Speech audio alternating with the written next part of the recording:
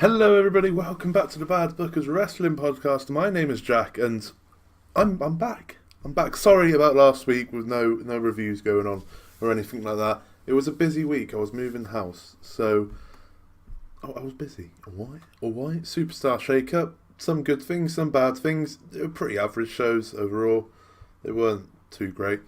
But we're back this week for Monday Night Raw, and it looks like it's going to be a good one. Find out later on in this review whether I liked it or not. We kicked off the night with Triple H and Seth Rollins coming out to the ring. Big pops for both of them, obviously. This week, Raw was in Iowa? Iowa. Iowa. Which is Seth Rollins' home state, which is fantastic. They're all loving him. Crowd are going mental. And they both talk about how, Rollins stamped Brock Lesnar's head into the ring 3 times to win the Universal Championship at WrestleMania. But Trips says that, look, we need to find a opponent for you, because now the target is on your back. You're the standard bearer of the division. And we are going to have 2 triple threats, and the winner of the 2 triple threats will face off against each other. The winner of that will go on to face Seth Rollins at Money in the Bank for the championship. The 2 triple threats. First one, we have The Miz versus Baron Corbin versus Drew McIntyre. And the next one, which is very mouthwatering indeed, AJ Styles versus Rey Mysterio versus the United States champion Samoa Joe. Can't bloody wait for that one. Did I like it? Find out. Watch the bloody video. All 6 wrestlers, as they normally do, come out, say their bit, say that they're going to become Universal Champion. And then Seth just says, look, you lads seem to forget that I'm Seth frickin' Rollins and I'm going to burn it down. And then everyone goes mental, crowd are going, he walks off with Trips. The first triple threat of the evening is that mouthwatering run. Styles, Mysterio and Joe. Who's going to win? Excited. As expected, this first triple threat between AJ, Rey and Joe was just brilliant between all 3. We know how much chemistry AJ and Joe have. They've wrestled each other for God knows how many years now, and adding Rey Mysterio into the mix just made things twice as good. The early going to the match was Joe got taken out of the ring early, and then Rey and AJ had a going on. Those 2 have never faced each other in singles action. It'll be a match I'd quite like to see. We might see it one day. Hopefully, maybe not, I'm not too sure. But then it didn't take long for Joe to get back into the fold, and all 3 men went at it, and it was just fantastic in my opinion. Joe did some mad superplex. Whatever it was it just looked fantastic. All men landed very hard, and it looked nasty, and everyone sold it well, including Joe, who took the back bump, and he landed right on the back of his head as well. It was just a brutal looking move. But luckily they're all fine, and then they carried on, and then the finish of the match. This match was about 25 minutes, I think, maybe a bit shorter. Can't remember. But Rey then 619's Joe. Both AJ and Joe were on hanging over the middle rope. He decided to go for Joe, and then he went to do his springboard like he does after the 619. And AJ managed to catch Rey, powerbomb Rey onto the prone Joe, and then Styles clash once again to Rey onto the prone Samoa Joe, threw Rey out the way. AJ Styles picking up the victory after pinning Samoa Joe, and who will be in the main event later on, facing either one of the 3 who are going to be in the other triple threat. A fantastic match. I don't think AJ Styles is going to be Seth's opponent. I think it would either be Drew or probably Baron Corbin for some reason. I don't know why I think Baron Corbin will get through, but Drew or Baron Corbin will be the one. AJ, that's a SummerSlam, or even a WrestleMania match between those 2. So we'll have to wait and see who Seth Rollins' opponent be. First half, it's AJ Styles. Next up, really short match between Naomi and Billie Kay of the Iconics, one half of the Women's Tag Team Champions. Short match, Naomi won. Not much else to say, really. Next up, we had the second triple threat of the evening. The Miz versus Baron Corbin versus Drew McIntyre. The winner of this match will go face AJ Styles in the main event of Raw, and the winner of that will go and face Seth Rollins at Money in the Bank. Once again, a good triple threat. Wasn't as good as the previous one, I don't think, but it had its moments. The Miz was the perfect babyface in this situation against the two heels, whereas previously it's two baby faces for us as a heel. So, a bit more diversity, which is fantastic, but it wasn't enough for the A-lister as he ate a lethal Claymore kick from Drew McIntyre. But it wasn't Drew that picked up the win, as Baron Corbin jumped into the ring, threw Drew McIntyre out of it to pick up the victory after pinning the Miz, who were just led there looking at the stars. Baron Corbin versus AJ Styles, then main event.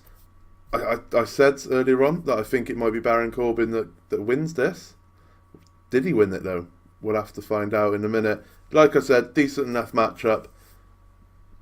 Heel versus face in the main event.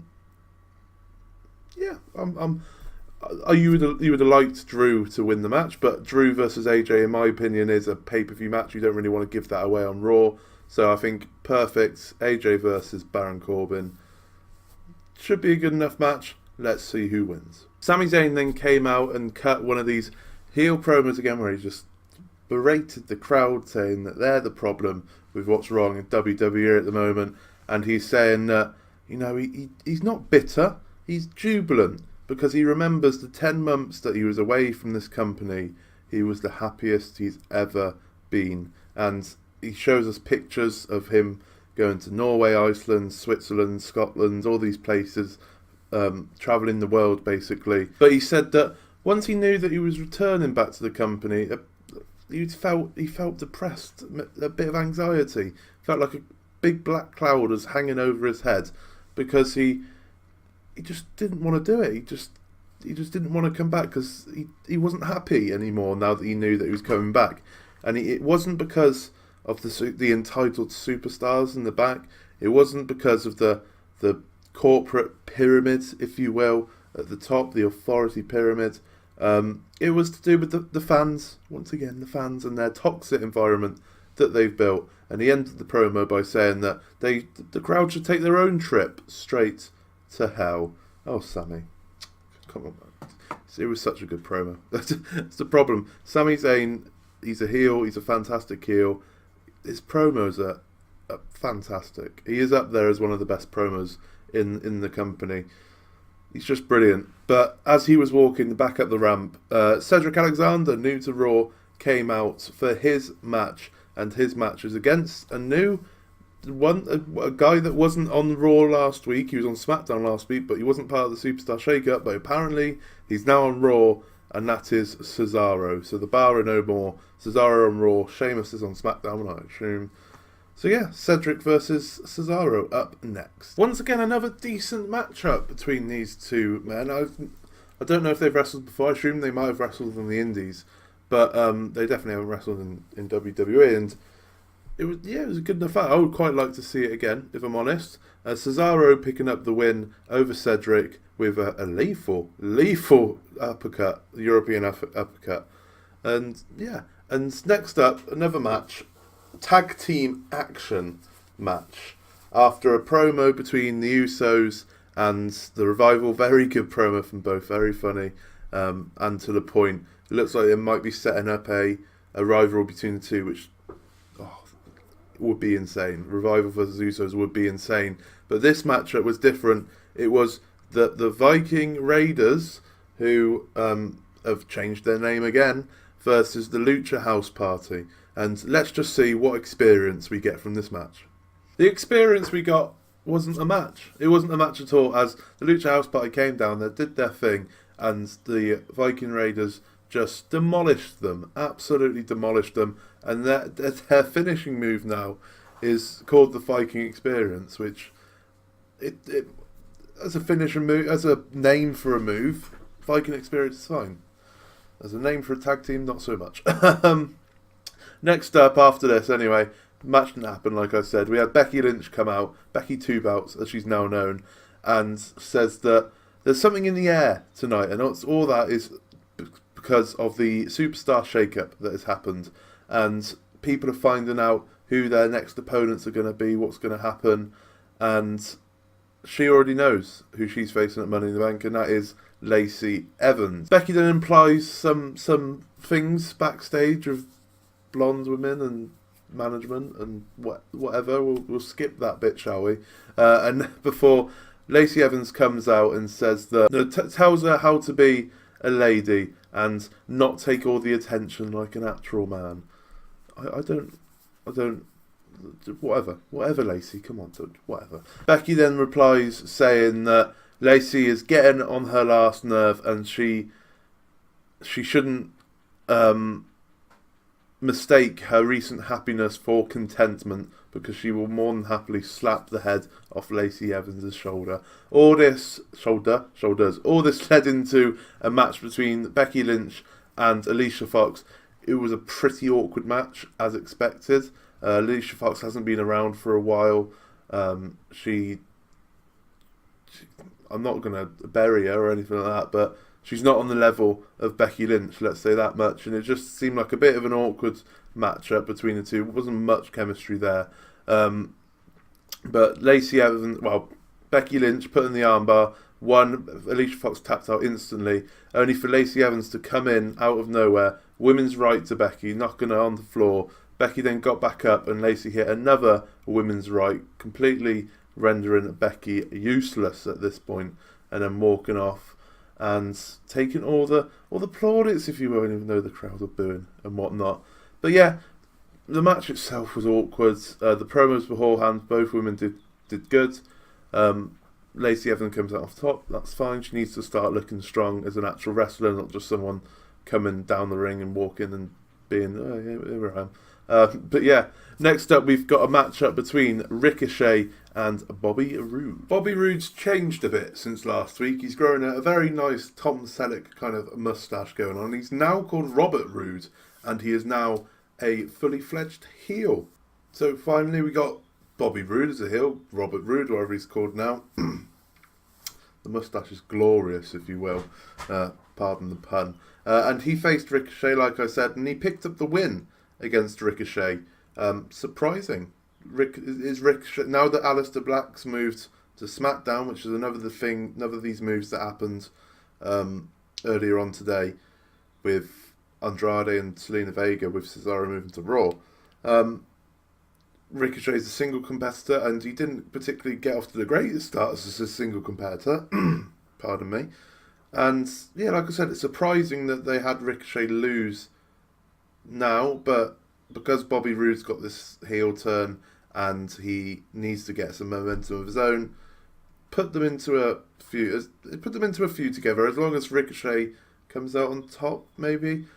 I'm not too sure what the plans are or what's going to go on, but yeah, Robert Roode, as he's now called, picks up the win against Ricochet. And next up is our main event of the evening, AJ Styles versus Baron Corbin for the number one contendership for Seth Rollins' Universal Championship. Once again, decent enough match, AJ Styles versus Baron Corbin. AJ Styles was playing on like an injury that he might have got in the previous triple threat that he had, but it was enough for AJ Styles to beat Baron Corbin at Money in the Bank. It will be Seth Rollins versus AJ Styles for the Universal Championship. And what a match that has the potential to be. What a match. Absolutely incredible. I mean, they can still do it, obviously, but it screams SummerSlam, if not WrestleMania. SummerSlam main event, at least. Maybe not a WrestleMania main event. Possibly could. Definitely a SummerSlam main event. But again, it's straight away AJ versus Seth. Great matchup. At the moment, I can't call who would win in that match. So fantastic. And that was Monday Night Raw. Honestly, not too bad of a Monday Night Raw. I enjoyed the pacing of it. The only bit I didn't really like was Becky versus Alicia. Everything else was decent enough. I liked the continuity of having the start of the night be about Seth Rollins and the Universal Championship, and then having the triple threats throughout the night, and then finishing the night with finding out who we now know is now AJ Styles facing Seth. So all that, it was fantastic. We've got new feuds building up, Usos and Revival, as well as possibly Robert Roode and Ricochet. The Viking Raiders, as they're now known, have got their new name and they asserted dominance straight away. So not too bad of a Monday Night Raw, in my opinion. There's definitely been worse. There's definitely been worse Raws. So I'm going to rate it a solid 3.5 star. I think solid 3.5 star. But yeah, what do you think of Monday Night Raw? Leave your comments down below. Like and subscribe while you're there. Check us out, www.badsbookers.com. That's like our hub of all our content. Patreon.com/badbookers. That's going extremely well. There's new tiers at the moment, so go check it out. If you pledge £2 a month to us, you get a chance of winning £10 a month. Just £2 chance of winning £10. Why not? Why not? Yes, Facebook, Twitter, Instagram. Search Bad Bookers and you'll find us. And other than that, thank you very much for watching, and I shall see you again tomorrow night for SmackDown Live.